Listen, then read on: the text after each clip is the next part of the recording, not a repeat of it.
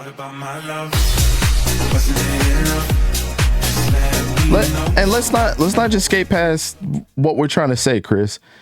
I'm not saying that they're the best right now. I'm saying that the question is why do we make excuses for Dak when Tony Romo never got these excuses? Is if we would have switched them when Dak had prime weapons on his team and that prime offensive line and a 1,400 yard running back and Ezekiel Elliott, that's what we're talking about. I don't think right now they're arguably one of the.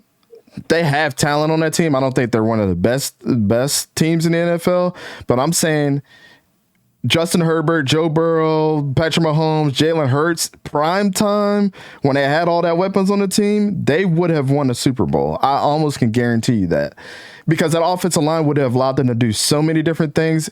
I even think if they only had one prime time receiver on that team, they probably would have won. Because their running game was so damn good. Because it all starts with the offensive line. But the problem is Dak's too scared to throw downfield, man. That's is what it is. He's not a chance taker. Tony Romo was a gunslinger. He will take chances. If it bites him in the butt, it bites him in the butt. But the thing was, Tony Romo was incredibly smart. His football IQ was ridiculous. You see it every Sunday when you're watching him, when you hear him. He's calling out the plays. He's calling offensive, defensive plays before they even come on. As soon as they line up, Tony's already telling you, oh, I already know what they're going to do. That's a great offensive mind. Not a lot of people can do that. Hey, man, Chris, we appreciate you in the comments for bringing that up, man, because it's like, these are the discussions that need to be had, the unbiased discussions, and we're all different fans here. I mean, outside of Soren Vic, they're Eagles fans, but I'm a Jaguars fan, Jess a Saints fan. We ain't got no guns in this fight, you know? But I mean, we're not going to sugarcoat it because we'll defend CeeDee Lamb and we'll defend Dak Prescott against the people that said that he's not good either. So he's a good quarterback. He's just not. As you'll see. A lot of people don't have him not even remotely touching the top 5. Like, that is a special class of receiver. That's why we're doing a top 10 today instead of top 5. Not only is it the 10th episode, but I think you could do a top 5 for every single position group and all of our lists would be different like they have been. But the top 10 really, with quarterbacks, we need to have a deeper discussion about that because everybody's going to have the top 5 because I think it's, especially last year, it's Patrick Mahomes and everybody else. You know what I'm saying? Like, and Dante, Chris is one of my homies. He's one of my homies. So okay, yeah. Hey, man, no bad blood here. No bad blood or nothing, bro. This is great discussion. So, but who didn't go on this topic? Was it Vic? Because I heard one. I think we all went except Vic. I think Vic just needs to give his 2 cents. Well, for me, if I'm going to throw my 2 cents here, I think Kellen Moore would be the guy. Like I said, the gloves are off. He's not confined to Jason Garrett's offense. He finally can go into his bag that he's been probably formulating since his days at Boise State. I mean, he was out there. I think he's done a great job in Dallas and within the confines that they were giving him. I think there was some, especially last year, you've seen maybe a disconnect. Maybe he wasn't as interested. You've seen that. But again, in San Diego, this is a whole new opportunity for him. And I think he wants to make a name for himself, and he eventually wants to be a head coach. So, I think he's going to do everything he can to get Justin Herbert where he needs to be. Yeah, straight up. So that was the 3 questions by Vic. Oh, wait, hold on. I gotta do this for Hayden. What is... I don't know. Every time we do 3 things, Hayden always throws up the gang signs. You gotta throw the 3. You gotta throw up the 3s. 3 things, man. We real talk, y'all a good convo.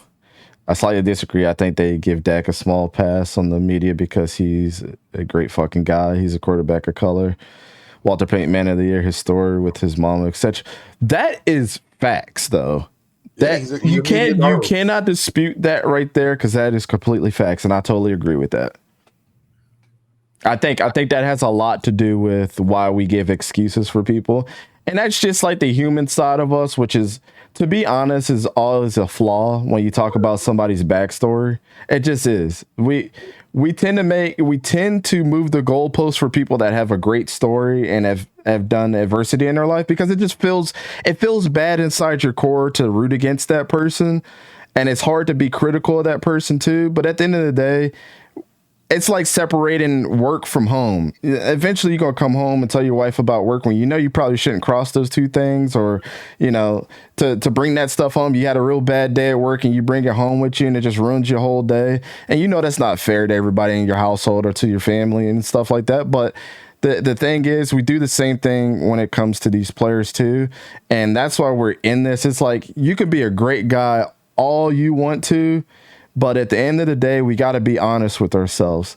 Do we give excuses for Dak Prescott? Exactly what you're saying is exactly a great reason on what we do as media too. We look at all these things and it clouds our judgment on how good is a player really playing. Because at the end of the day, you have, and people say what they want about Brett Favre. That dude's dad passed away, and then the next day or the same day, that dude had the best game of his career. Yeah. You know what I'm saying? So it's like, regardless of how you feel about it, he didn't make an excuse of why he couldn't show up on the field. And you tend to celebrate those things more than, you know, than his current situation. And it's been unfortunate, but it just is what it is, because everybody goes through hard shit, man. And then when you think about it like that, it's a lot easier just to go back to football and be like, man, I feel bad for you, but like, you get paid to do this and it's your job. And I have to go to work every day too when bad things happen to me.